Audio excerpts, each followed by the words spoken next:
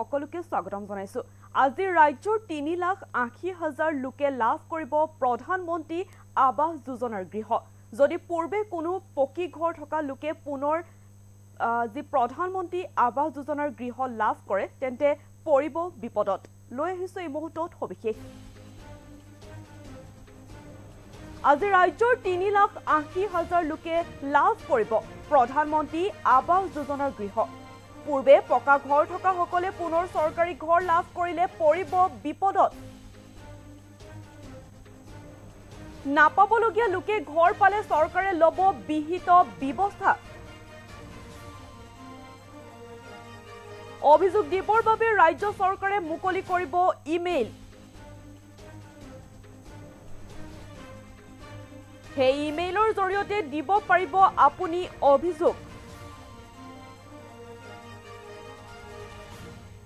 যি সকলে এবাৰ ঘৰ নাপাব সেই সকলক অহাবাৰ লাভ কৰিব চৰকাৰী ঘৰ অতি শীঘ্ৰেই আৰম্ভ কৰিব পুনৰ জিঅ' টেগিঙৰ কাম আজি ৰাজ্যৰ 3,80,000 লোকৰ বাবে এটা ভাল খবৰ 3,80,000 লোকে আজি লাভ কৰিব প্ৰধানমন্ত্ৰী আৱাস যোজনাৰ গৃহ পূৰ্বে পকা ঘৰ থকা সকলে যদি পুনৰ চৰকাৰী ঘৰ লাভ কৰে তেন্তে পৰিব এতিয়া বিপদত নাপাবলগীয়া লোকে ঘৰ পালে চৰকাৰে লব বিহিত ব্যৱস্থা অভিযোগ দিবৰ বাবে ৰাজ্য চৰকাৰে ইতিমধ্যে মুকলি কৰিছে ইমেইল আৰু সেই ইমেইলৰ জৰিয়তে দিব পাৰিব আপুনি অভিযোগ যি সকলে এবাৰ ঘৰ নাপাব সেই সকলে অহাবাৰ লাভ কৰিব চৰকাৰী ঘৰ অতি শীঘ্ৰেই আৰম্ভ কৰিব পুনৰ জিঅ' টেগিঙৰ কাম এতিয়া ঘোষণা কৰিছে মুখ্যমন্ত্ৰীগৰাকীয়ে ৰাজ্যৰ মুখ্যমন্ত্ৰীয়ে এতিয়া 3,80,000 লোকে লাভ কৰিব প্ৰধানমন্ত্ৰীৰ যি আৱাস যোজনাৰ গৃহ সেই গৃহ এতিয়া ৰাজ্যৰ 3,80,000 লোকে লাভ কৰিব বুলি ঘোষণা কৰিছে প্ৰধানমন্ত্ৰীগৰাকীয়ে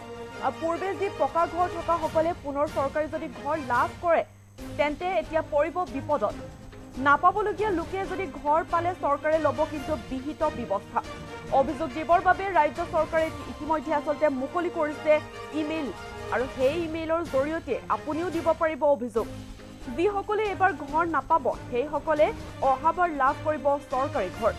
আৰু অতি শীঘ্ৰেই আৰম্ভ কৰিব পুনৰ জিঅ' টেগিঙৰ কাম মুখ্যমন্ত্ৰী হিমন্ত বিশ্ব শৰ্মাৰ মন্তব্য আছে মন্তব্য আগবঢ়াইছো অহা 19 তাৰিখে দিনৰ 11:30 বজাত আমি অসমৰ প্ৰতিটো সমষ্টিতে একোখনকৈ মিটিঙৰ জৰিয়তে 3,80,000 লোকলৈ প্ৰধানমন্ত্ৰী আৱাস যোজনাৰ ঘৰ আগবঢ়াম